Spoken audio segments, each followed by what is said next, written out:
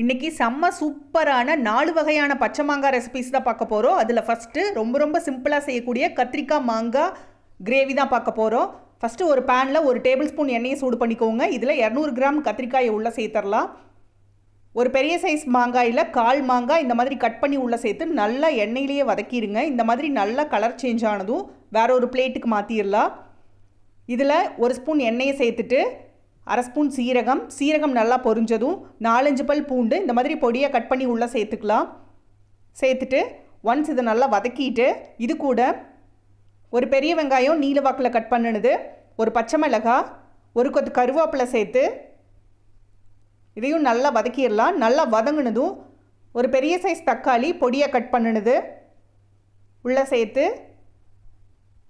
தக்காளி மசிய வரைக்கும் நல்லா வதக்கிடலாம். பாருங்கள், நல்லா வதங்கிருச்சு. இந்த ஸ்டேஜில் தேவையான அளவு உப்பு, 1/4 ஸ்பூன் மஞ்சத்தூள், காரத்துக்கு தகுந்த மாதிரி மிளகாத்தூள், நம்ம வதக்கி வச்சுருக்கிற கத்திரிக்காய் மாங்காயை உள்ளே சேர்த்துடலாம். சேர்த்துட்டு ஒன்ஸ் நல்லா கலந்துட்டு கொஞ்சமாக தண்ணி சேர்த்துக்கலாம். ரொம்ப தண்ணி வேணுங்கிறது இல்லை, ஆல்ரெடி கத்திரிக்காய் மாங்காய் எல்லாமே நல்லா வெந்துருச்சு. தண்ணி சேர்த்து இந்த மாதிரி நல்லா கொதிச்சு வந்ததும் கிரேவி எந்த அளவுக்கு திக்காக வேணுமோ அந்த ஸ்டேஜில் ஸ்டவ் ஆஃப் பண்ணி இறக்கிடுங்க. இது சூடான சாதத்தோட சாப்பிட்றதுக்கு அவ்வளோ சூப்பராக இருக்கும். அடுத்து மாங்காய் சட்னி. இதுக்கு ஒரு பேனில் 1 டேபிள் ஸ்பூன் எண்ணெயை சூடு பண்ணிக்கலாம். எண்ணெய் சூடானதும் பச்சை மிளகாய் சேர்த்துருங்க. இந்த பச்சை மிளகாய் எண்ணெயிலேயே நல்லா வதங்கிடணும். இது கூட பொடியாக கட் பண்ண பச்சை மாங்காயை உள்ளே சேர்த்துடலாம். சேர்த்துட்டு இதையும் எண்ணெயிலேயே நல்லா வதக்கிடுங்க. நல்லா கலர் சேஞ்ச் ஆனதும் இது கூட ஒரு பெரிய சைஸ் பெரிய வெங்காயம், 1/2 கட்டை பூண்டு தோலோடையே சேர்த்துக்கலாம், ஒரு தக்காளி உள்ளே சேர்த்து இதை நல்லா வதக்கிடலாம். இங்கே பாருங்கள், தக்காளி மசிகிற அளவுக்கு வதங்கிடணும். இந்த ஸ்டேஜில் 1/2 ஸ்பூன் சீரகம், தேவையான அளவு உப்பு சேர்த்து ஒன்ஸ் கலந்துட்டு நம்ம ஸ்டவ் ஆஃப் பண்ணி நல்லா ஆற வச்சு தண்ணி விடாமல் அரைச்சி எடுத்திங்கன்னா சூப்பரான மாங்காய் சட்னி ரெடி. அடுத்து மாங்காய் சாதம். சிம்பிள் அண்ட் ஈஸியாக செய்யக்கூடியது. ஒரு மீடியம் சைஸ் மாங்காயை இந்த மாதிரி நீல வாக்கில் கட் பண்ணி துருவி எடுத்துக்கோங்க. ஒரு பேனில் 4-5 ஸ்பூன் வரைக்கும் எண்ணெயை சூடு பண்ணிக்கலாம். எண்ணெய் சூடானதும் 1/2 ஸ்பூன் கடுகு நல்லா வெடித்ததும் 1 ஸ்பூன் கடலைப்பருப்பு சேர்த்துக்கலாம். கடலைப்பருப்பு நல்லா கலர் சேஞ்ச் ஆனதும் ஒரு பெரிய வெங்காயம் பொடியாக கட் பண்ணினது, ஒரு கொத்து கருவேப்பிலை, காரத்துக்கு காஞ்ச மிளகாய் சேர்த்து நல்லா வதக்கிடலாம். நல்லா வதங்கினதும் நம்ம துருவி வச்சுருக்கிற மாங்காயை உள்ளே சேர்த்துடலாம். சேர்த்துட்டு மீடியம் இல்லைனா லோ ஃப்ளேமில் வச்சு நல்லா கலந்து விட்டுருங்க. கலந்துட்டு இது கூட தேவையான அளவு உப்பு,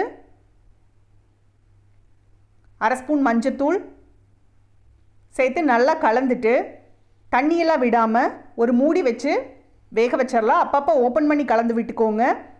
மாங்காய் ரொம்ப நேரம் வேகணும்னு இல்லை, டக்குன்னு வெந்துடும். ஒன்ஸ் மாங்காய் வதங்கினதும் ஸ்டவ் ஆஃப் பண்ணி இறக்கிடலாம்.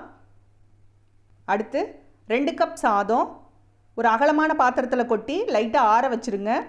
இது கூட நம்ம வதக்கி வச்சுருக்கிற மாங்காயை உள்ளே சேர்த்து நல்லா கலந்து விட்டிங்கன்னா சூப்பரான மாங்காய் சாதம் ரெடி. அடுத்து மாங்காய் தொக்கு. இது பார்த்திங்கன்னா 1 வாரம் வரைக்கும் நம்ம ஸ்டோர் பண்ணி வைக்கலாம். இதுக்கு ஒரு பேனில் கொஞ்சமாக எண்ணெயை சூடு பண்ணிக்கலாம். எண்ணெய் சூடானதும் 2 கொத்து கருவேப்பிலை சேர்த்துக்கலாம். கருவேப்பிலையை ஒன்ஸ் வதக்கிட்டு 1 கட்டை பூண்டு இந்த மாதிரி தோலோடையே சேர்த்துக்கலாம். சேர்த்துட்டு இதையும் நல்லா வதக்கிடுங்க. இது கூட 1/2 ஸ்பூன் வெந்தயம், 1 ஸ்பூன் சீரகம், 1 ஸ்பூன் கடுகு சேர்த்துட்டு மீடியம் இல்லைனா லோ ஃப்ளேமில் வச்சு இதை நல்லா வதக்கிடலாம். வதக்கி ஆற வச்சு அரைச்சி எடுத்துருங்க. அடுத்து ஒரு பேனில் எண்ணெயை சூடு பண்ணிக்கலாம். எண்ணெய் சூடானதும் 1 ஸ்பூன் கடுகு சேர்த்துக்கலாம். கடுகு நல்லா வெடித்ததும் 1 கொத்து கருவேப்பிலை, இது கூட ஒரு மீடியம் சைஸ் மாங்காய் துருவி எடுத்தது உள்ளே சேர்த்துடலாம். சேர்த்துட்டு ஒன்ஸ் கலந்துட்டு தேவையான அளவு உப்பு சேர்த்து நல்லா கலந்து விட்டுருங்க. கலந்துட்டு மீடியம் இல்லைனா லோ ஃப்ளேமில் வச்சு ஒரு தட்டு வச்சு மூடி வச்சிடலாம். தண்ணியெல்லாம் விட தேவையில்லை. இந்த மாங்காய் இதுலேயே வெந்துடும்.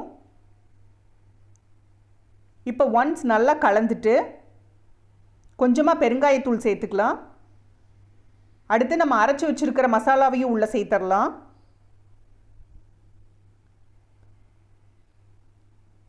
சேர்த்துட்டு ஒன்ஸ் நல்லா கலந்துட்டு காரத்துக்கு தகுந்த மாதிரி மிளகாத்தூள் சேர்த்து நல்லா கலந்துருங்க. கலந்துட்டு கொஞ்சம் கொஞ்சமாக தண்ணி சேர்த்து நல்லா கலந்துடலாம். கலந்துட்டு இப்போ ஹை ஃப்ளேமில் வச்சு மூடி வச்சு நல்லா கொதிக்க வைங்க. இந்த மாதிரி கொதிச்சு வந்து லைட்டாக எண்ணெய் பிரிஞ்சு வரும். இந்த ஸ்டேஜில் நம்ம ஸ்டவ் ஆஃப் பண்ணி இறக்கணும்னா செம்ம சூப்பரான மாங்காய் தொக்கு ரெடி. இந்த மாங்காய் ரெசிபிஸ் எல்லாமே ட்ரை பண்ணி பாருங்கள். இதில் உங்களோட ஃபேவரட் ரெசிபி எதுன்னு கமெண்ட்டில் சொல்லுங்கள்.